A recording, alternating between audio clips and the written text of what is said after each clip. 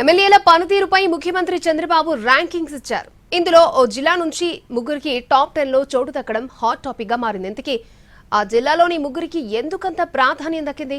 మిగతా వాళ్ళ పరిస్థితి ఏంటనే చర్చ జరుగుతోంది. ఇంతకీ ఎవరా ముగ్గురు? మిగతా వాళ్లకు భిన్నంగా వాళ్ళు చేస్తున్నది ఏంటి?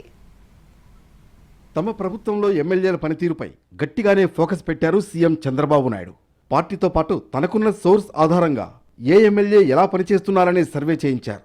ఆయా రిపోర్టుల్లో పనితీరు ఆధారంగా ఎమ్మెల్యేలకు ర్యాంకులు ఇచ్చారని తెలుస్తోంది.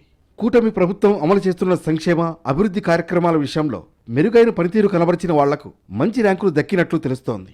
సత్యసాయి జిల్లా నుంచి ముగ్గురు ఎమ్మెల్యేలకు టాప్ 10 లో చోటు దక్కింది. హిందూపురం ఎమ్మెల్యే నందమూరి బాలకృష్ణ, బీసీ సంక్షేమ మంత్రి సవిత, కదిరి ఎమ్మెల్యే కందికొట్ట వెంకటప్రసాద్ పనితీరు ప్రశంసలు అందుకున్నట్లు తెలుస్తోంది. తమ నియోజకవర్గాలలో చేపట్టిన అభివృద్ధి కార్యక్రమాలు, సంక్షేమ పథకాల అమలు తీరు ఆధారంగా ఎమ్మెల్యేలకు గుర్తింపు లభించినట్లు పార్టీ వర్గాలు చెబుతున్నాయి.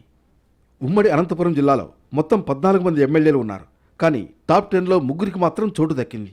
మంత్రి సవిత దూకుడుగా వ్యవహరిస్తారనే ప్రచారం ఉంది. కదిరి ఎమ్మెల్యే కందికుంట ప్రసాద్ విషయానికొస్తే పార్టీ ఏ నిర్ణయం తీసుకున్నా దాన్ని ముందుకు నడిపిస్తారు. ప్రజలకు దగ్గరగా ఉండడంతో పాటు నియోజకవర్గ అభివృద్ధి, ప్రజా సంక్షేమానికి ప్రాధాన్యం ఇస్తారనే చర్చ నడుస్తోంది. హిందూపురం ఎమ్మెల్యే బాలకృష్ణ విషయానికొస్తే అభివృద్ధి విషయంలో ఆయన ఎక్కడా రాజీ పడరనే అభిప్రాయం వ్యక్తమవుతోంది. మొత్తానికి టాప్ 10 ఎమ్మెల్యేలలో సత్యసాయి జిల్లా నుంచి ముగ్గురికి చోటు దక్కడం హాట్ టాపిక్ గా మారింది. అయితే తాము ఏ విషయంలో వెనకబడ్డామనే చర్చ ఉమ్మడి అనంతపురం జిల్లాకు చెందిన మిగిలిన నేతల్లో వ్యక్తమవుతోంది.